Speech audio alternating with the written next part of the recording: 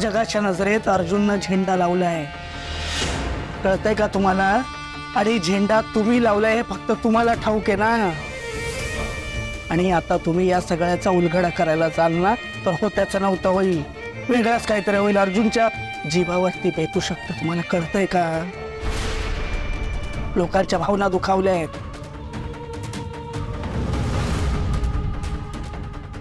हे बघा सावित्री मॅडम, काळजी करू नका. तुम्ही मला हे सगळं सांगितलं ना, माझ्याशी शेअर केलं ना, खूप चांगलं केलं तुम्ही. आता काही वेगळं करायला जाऊ नका प्लीज.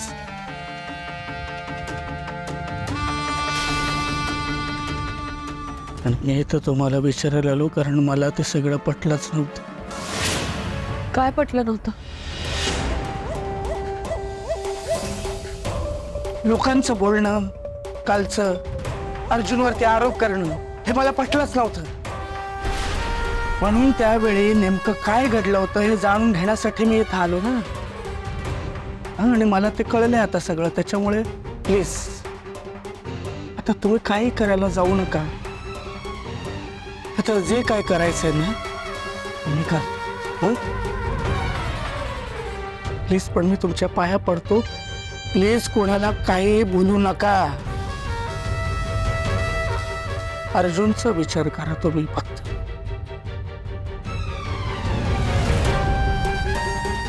मला आता जरा विचार करू दे काय करता येईल या सगळ्यावरती.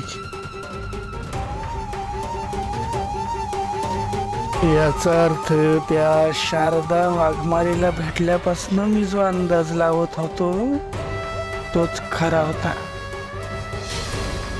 बाळासाहेब खोपड्यांनी मारून टाकायला सांगितलेला भीमाईचा मूल म्हणजे दुसरं तिसरं कुणी नाही, ते बाळ म्हणजे सावित्रीचे. म्हणजे ते विश्वामित्र महाराज म्हणले तसं कवठेकरांच्या वारसानच तो झेंडा लावलाय. कुट कुट सावित्री कुट.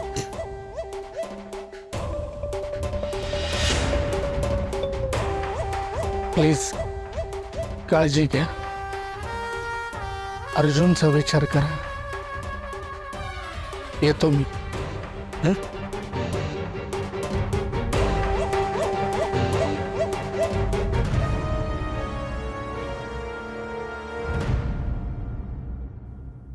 नाही मी काय म्हणतो, आता आपला जो काही निर्णय ठरलाय ना तो आपण सगळ्यांनी एकत्र सांगून टाकायचा. काय नाही, कोणाला काही अडचण असेल तर त्यांनी इकडनंच निघून जायचं. सांगा कोणाला काही अडचण आहे का?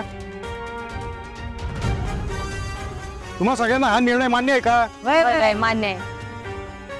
कोणाच्या मनात काही शंका? नाही नाही अजिबात नाही. काही शंका नाही. माझी काक आले ते. माझी काका तुम्ही एवढे सगळे जण काय झाले? काय अडचण आहे का? नाही अडचण तर आहे, पण ती माझी एकट्याची नाही, अख्ख्या गावाची.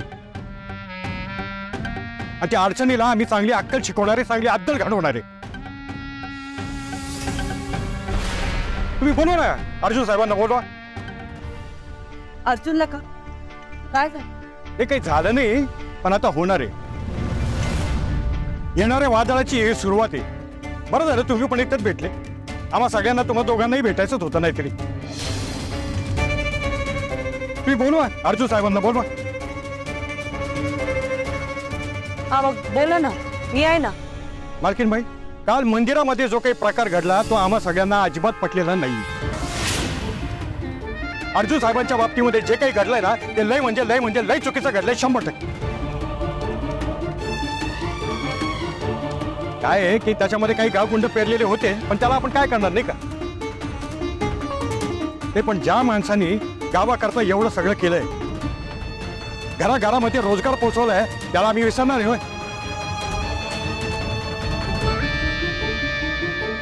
हे कसं आहे, काल जो विषय उकरून काढला गेला ना, खरं तर तो घरातला विषय 4 भिंतीत राहायला पाहिजे होता. पण बलराम शेट्टी अख्खा चव्हाट्यावरती आणला की हो. हे बघा माझे काका. नाही मालकीनबाई, हे खरं खोटं जे काय असेल ना ते असू द्या, त्याच्याने आम्हाला काही फरक पडणार नाहीये. पण तुम्हाला एक सांगतो की सगळं गाव हा अर्जुन साहेबांच्या पाठीशी उभा आहे.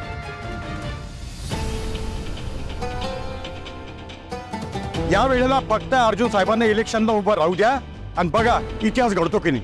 वय वय मालकीनबाई, अहो नाव बदलून काय होतं, नावात काय असतं? माणूस आहे ना माणसाच्या मनात पाहिजे. आणि अर्जुन साहेब आहे ना आमच्या समद्यांच्या मनात आहे. काय गावकऱ्यांनो? अगदी खरंय. खरंय. वय मालकीनबाई, अहो त्यासनी वाटत असेल की तुम्ही कवठेकर नाही असं सांगितल्यावर आमचं मत बदलन, आम्ही अर्जुन साहेबांच्या विरोधात जाऊ, पण तसं काय बी होणार नाही बघा. अहो नाव बदललं म्हणून काय झालं? अर्जुन साहेबांनी आमच्यासाठी जे केलंय ना ते लई मोठं आहे बघा. मॅडम, आम्ही खाल्ल्या मिठाला जागणारी माणसं आहोत. आम्हाला कितीही कोणी फितवण्याचा प्रयत्न केला ना, आम्ही तुमच्याशी आणि अर्जुन सरांची कधीही बेईमानी करणार नाही.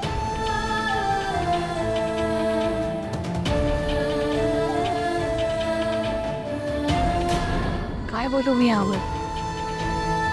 तुम्हा सगळ्यांचं अर्जुनवरचं प्रेम मला नाही माहिती. आता काय बोलावं यावर खरंच. नाही पण आम्हाला कळतंय ना, आम्हाला कळतंय हे कोण का कशासाठी करतंय ना, हे सगळं आम्हाला कळतंय. हे जुने मुर्दे जाणून बुजून का बरं उखडले आता आहेत ना मुद्दाम, ते आम्हाला बरोबर कळतंय. या सगळ्याचं कारण आहे कारखान्याचं इलेक्शन. अहो स्वतःच्या मतलबा करता लोक सख्या भावाचा गाळा सुद्धा चिरायला मागे पुढे पाहत नाही. तिथे या कारखान्याच्या इलेक्शनसाठी कोण कुठल्या थराला जाईल हे काय सांगायची गरज आहे आम्हाला? नाही पटणार नाही कदाचित तुम्हाला, पण तुम्हाला सांगू का, त्या मंदिरातल्या पादुकांना जो काही तडा गेलाय ना, ते सगळं मुद्दामून घडवून आणलेलं आहे इलेक्शनच्या तोंडावर. आणि त्याचं सगळं खापर अर्जुन साहेबांवरती फोडलं गेलंय. नाही पण तुम्ही अजिबात काळजी करू नका, अख्खं गाव अर्जुन साहेबांच्या मागे उभं आहे. यांनी अर्जुन साहेबांचं नाव गाव पत्ता काही पण असू द्या, त्याच्याने आम्हाला काही फरक पडत नाही. पण सगळं गाव हे त्यांच्या बरोबर आहे 100%. काय बरोबर का नाही? वय वय आमचा जाहीर पाठिंबा आहे त्यासनी. वय वय आमचा जाहीर पाठिंबा आहे त्यासनी. एक मिनिट, तुम्ही आता हे सगळं बोलताय, नंतर बदलणार नाहीत ना? आम्ही कट्टर आहोत आणि कट्टरच राहणार. पोटात एक आणि पोटात एक हे आमच्या रक्तातच नाहीये. आता तुम्हा सगळ्यांची साथ आहेच आहे, तर मग होऊनच जाऊ दे. हा कळू दे त्या विरोध करणाऱ्यांना आणि बाकीच्या गावकऱ्यांना. मी तर म्हणते जाहीर पाठिंब्याचे बॅनरच लागले पाहिजेत गावभर. आमचा पाठिंबा विश्वासाला, अर्जुन दादा सारख्या धाडेवाजाला.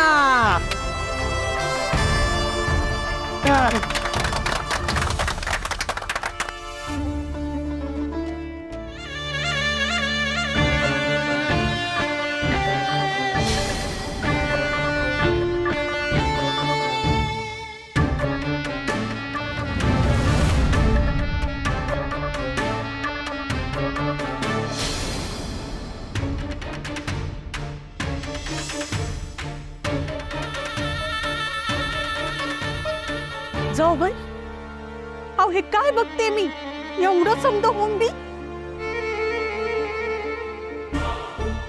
अहो बोला की, शाली थांब की ग जरा. की तर आम्हाला काही कळण्यात आलंय.